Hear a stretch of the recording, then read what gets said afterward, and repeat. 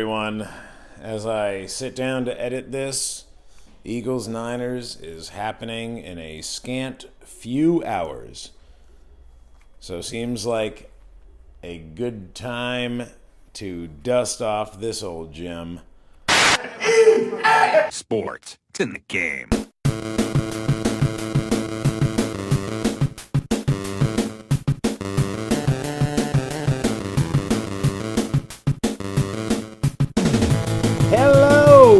Hello everybody, and welcome to the Week 13 Heat Check. Ah man, it is fucking solidly freezing. It is winter, I don't care what the calendar says. The heat lamps were probably turned on about 5 minutes ago and haven't quite gotten up to full power yet. So, shivering with me out on the deck, it's Clayton. Clayton, how are you doing? I'm good. You beat me up this past weekend, but I'm still hoping for the playoffs. It was certainly a classic and a worthy adversary. I'm sure that you will continue your winning ways. And next to him, what's up, shitheads? I know you miss your boy, the number one fuckboy from Northampton County, $1,000 town. Jumpin' Jeffrey Farmer. Yep. Fool me once, fool me twice, fool me chicken soup with rice. Say everything twice, say everything twice. Brian Howells. Nice. Well, you had 2 weeks to come up with another intro, and it sounds like he spent every second. Watched a lot of wrestling, obviously. That's fantastic. Well, welcome back. We missed you. I kicked the shit out of Miggs by 1.4 points this week, and I'm on a high. Yeah, let's get into the week that was. We of course mentioned I managed to come out on top of my battle with Clay. Wasn't the closest game. That went to a last minute the Cole Kmet show featuring I don't know. Nobody. Not Cole Kmet, certainly. As Dion managed to beat Buka 147-141. What a heartbreaker for Buka, who really needs the wins to secure his place in the winners bracket. How about the men? Do you feel like you regained your mystery? Nope, I now have a lot of questionables for this week, so I have a lot of mystery going on. That is, though. I mean, it's actually arguably question mark. Question mark men? I'll call them for now. Okay. I'll change my name to By them. the end of the season, you could just be a question mark for your team. Who am I playing? This is arguably the most mysterious this team has ever been right now. So, I also wanted to point out something I thought was hilarious in the weekly report brought to you by Sleeper, that the overachiever was D's Achievers. Uh-huh. Yeah, very, very appropriate. Very apropos. And while we're on the subject, why don't we take a look down there at the toilet bowl buys? I believe there was actually some motion this week. It's official. You suck. It was probably, yes, because as the men took care of business against Miggs and Rob, that and Mark is on a 3-week winning streak now. So he managed to escape from the buys, and that is now occupied by Miggs and Nick. You suck. All right, now Clayton, you're gonna reprise a bit you did last year, I believe. Eligible keepers that we drafted. Dana and I, right before the podcast, went through see who you stole out of your team over who was eligible, and we mostly highlighted what players we got. So what I'm going to do is I'm going to name mainly your top 3 or so, and then me, Dano, and Hals are going to go around and say who we would keep. Okay. We're going to start with Mark. Mark, your eligible keeper highlights are Michael Pittman, Tyler Algier, and Jared Goff. Start with you, Dana. It's tough, but I think I'd go Algier. Yep. Definitely Algier. The guy. I would follow Jared Goff if he would somehow win the Super Bowl with the Lions this year, but yeah, Algier seems to be the way to go right now. Let's move on to Drew. Oh yeah, Drew, read him off. You're the only one with one name. He's been making moves. His name is Alvin Kamara, and what I would say with that is I would definitely not keep him yet. I'd wait till the end of the season to reevaluate this situation. Yeah, I don't know, man. That's a tough choice. As of now, no. Moving on. I would keep him and drop the punishment. Let's move on to Nick. All right, Nick, your highlighted eligible keepers are the Philadelphia Eagles defense, Brandon Cooks, and Jake Elliott. I don't think I'd keep any of them, but that's up to you, Nick. Well, this is the guy who drafted 2 kickers. This will save him half that work. I mean, Elliott's been good, obviously. I mean, what was that 59-yarder worth? Like 5 points? That was worth a lot. Sure. That was to overtime. I'd probably rather have him, who can be counted on for like probably a good 6 or 7 points every week, than Brandon Cooks, who fuck knows what you're gonna get. All right, let's move on to Howls. We have David Montgomery, Marquise Brown, the New York Jets defense, Adam Thielen, and Devon Akeni. Achan?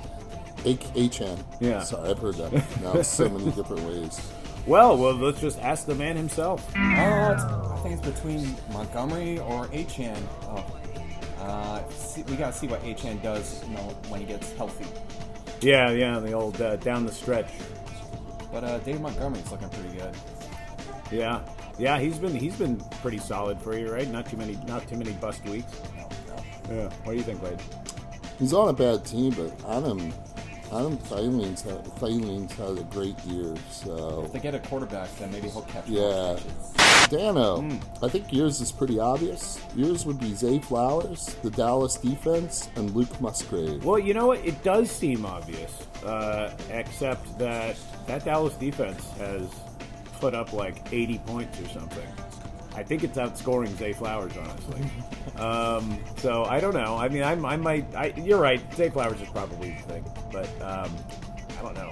I'm honestly tempted to keep Dallas. I don't disagree with keeping Dallas. I mean, I feel like they're only going to get better next year because they still have a semi-young group. That's on true. Their defense. When Trayvon Diggs comes back, him and what's his nuts? Micah Parsons. I was thinking about the dude with the 5 freaking pick sixes. Oh, Deron Bland. Yeah, Deron Bland. Yeah, Jesus Christ. You'll never be able to pass the ball on these guys. All right, moving on to Dion. Another defense, the San Francisco 49ers. Khalil Herbert and Brock Purdy. I'm just going to go on the list. It's Brock Purdy. We all know where this is going. Although the 49ers D has been okay this year. Maybe he'll actually just name the team the 49ers this time.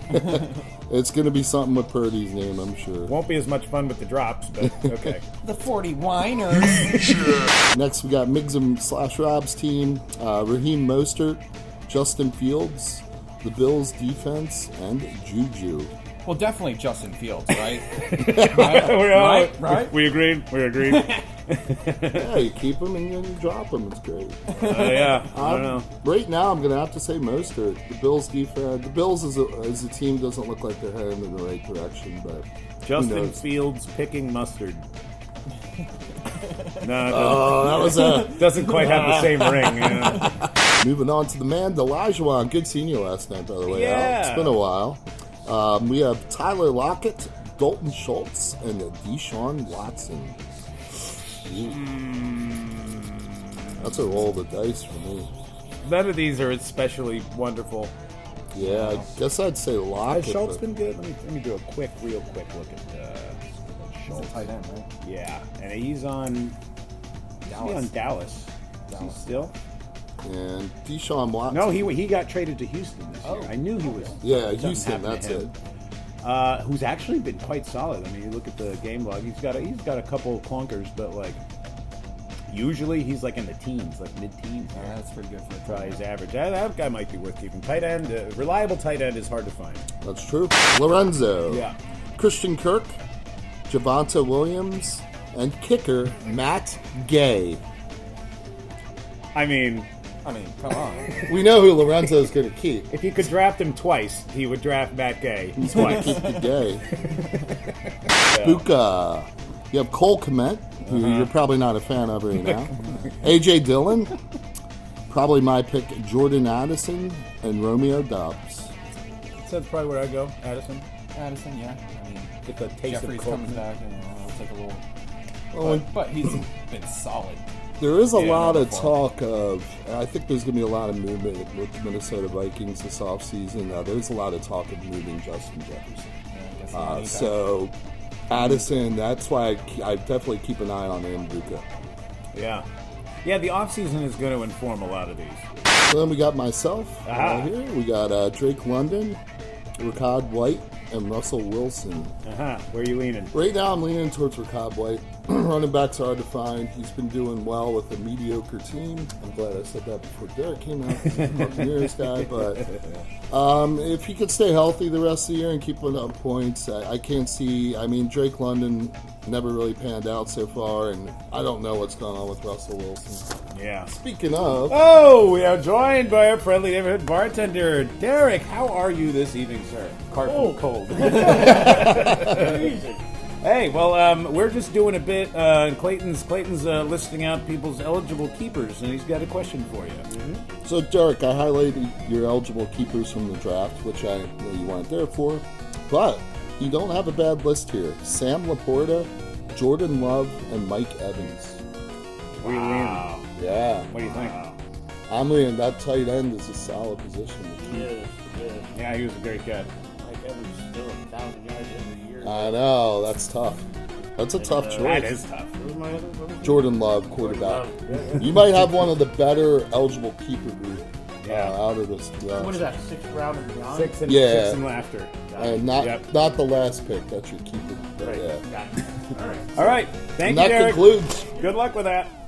All right. Well, thank you, Clayton, for Thank you, gentlemen. reading that off. As we are approaching the end, I think that that's certainly something to keep in mind as we're doing any last waiver wire moves and stuff. I do want to say one thing because I got a jet for work. I'm playing Buka this week, and I know the schedule worked out perfectly for me to struggle because I know Buka needs the win to get in, and I can get in without winning another game, but I don't really want to have to come down to playing Dion the last week because he doesn't have to rest anyone in fantasy.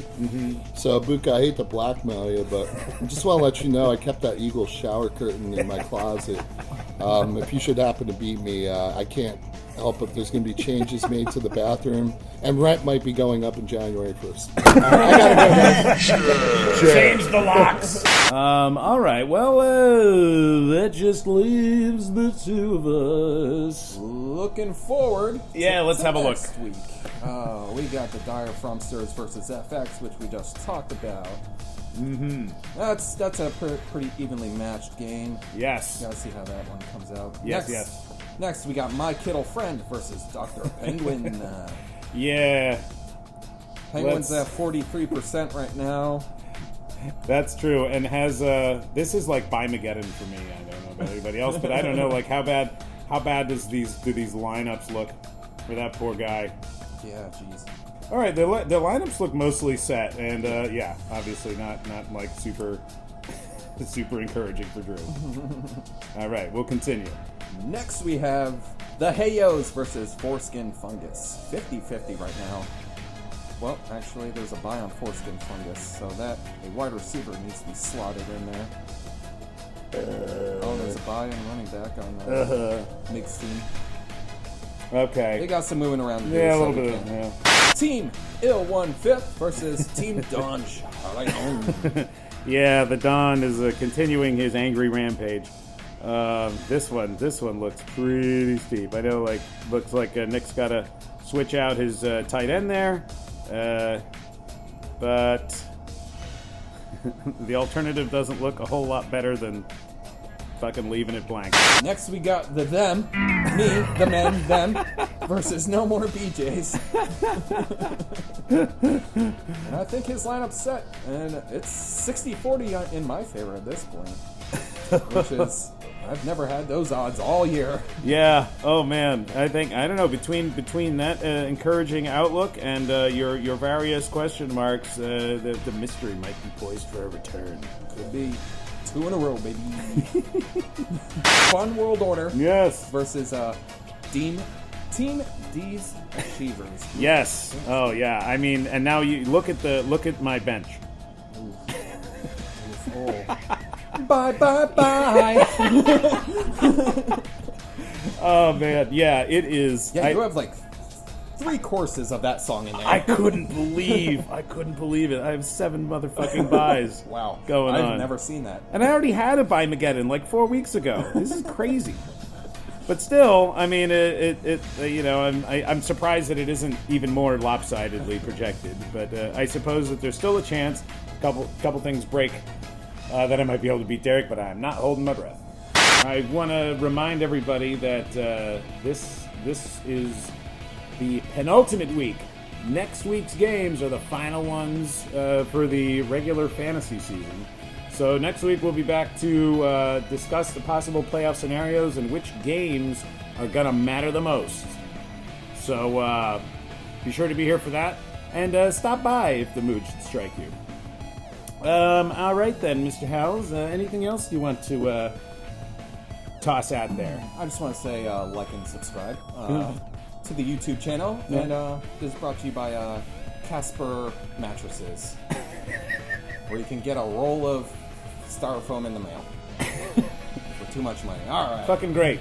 All right. Well, thank you, Mr. House, for joining us. Thanks to Clayton for the bit. Thanks to Derek. Thanks to all of you for listening. Have a great week. Enjoy the games. Oh, we're going to be in fucking Philadelphia on Sunday, so play. Might be a second. You're up. All right.